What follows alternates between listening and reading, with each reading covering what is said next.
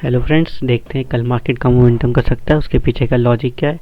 अगर हम देखेंगे तो हमने आज एक रिवर्सल के लिए प्लान किया था। तो बैंक निफ्टी आज थोड़ा गैप डाउन ओपन हुआ, तो मेरे पास कल की कोई पोजीशंस थी वो मैंने बुक किया।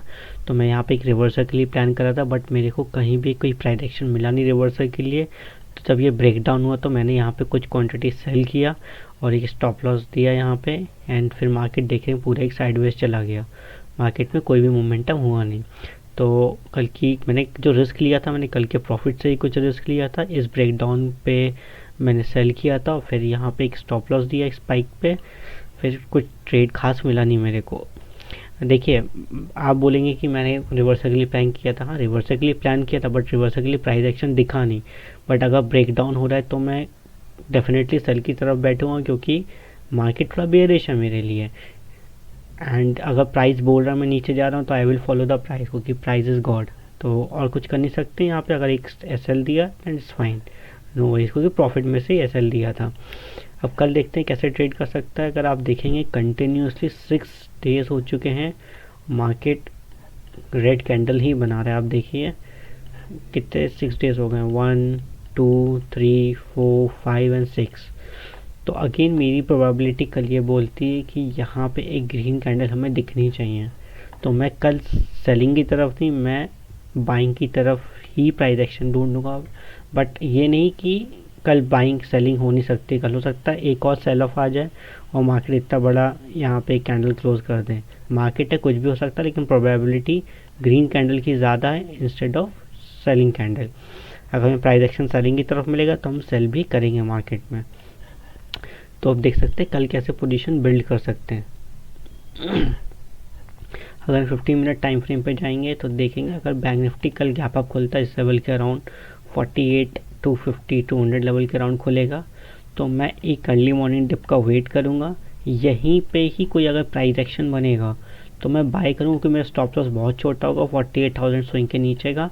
और मैं बाय करूँगा फॉर द टारगेट ऑफ 48,300 पहला, और अगर ये निकल जाएगा तो 48,400 500 के टारगेट के लिए मैं प्लान करूँगा। What if bank Nifty cap up खुलता है 200 250 लेवल के अराउंड, डायरेक्टली 350 क्रॉस करता है, देन 400 क्रॉस करता है, देन मैं अपना टाइम फ्रेम तुरंत 15 मिनट पे स्विच करके इंस्टेड ऑफ 5 फ्रेम मैं यहाँ पे एक प्राइस एक्शन ढूंढूंगा एक सेल करने के लिए। क्यों मैं सेल करूँगा? क्योंकि मेरे लिए ट्रेंड अभी भी थोड़ा डाउन है, तो यहाँ पे मैं थोड़ा सेलिंग ढूंढूंगा।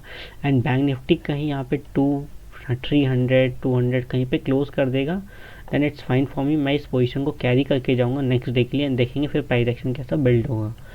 तो ये मेरा कल का प्लान रहेगा। What if bank Nifty flat खुलता है, इस लेवल के अराउंड खुलेगा, कोई भी 5 मिनट की कैंडल इसके ऊपर क्लोज करेगी, मैं बाय करने वाला हूँ। स्टॉप लॉस मेरा बहुत छोटा रहेगा एंड पहला टारगेट मेरा 300 रहेगा। एंड यहाँ पे जाने का एक पुल बैक आएगा, उस पुल बैक को अगर क्रॉस करेगा तो हम 400 500 के टारगेट के लिए प्लान करेंगे। यहाँ जब बैंक निफ्टी 300 लेवल को टच करेगा तो अपना stop loss cost to cost move कर लेंगे।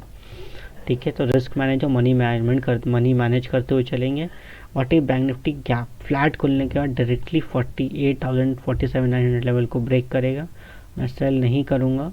मैं यहाँ पे एक प्राइस एक्शन ढूंढूंगा और फिर जब स्विंग लो को क्रॉस करेगा तब मैं सेल करूँगा, छोटा सा स्टॉप लॉस देखें।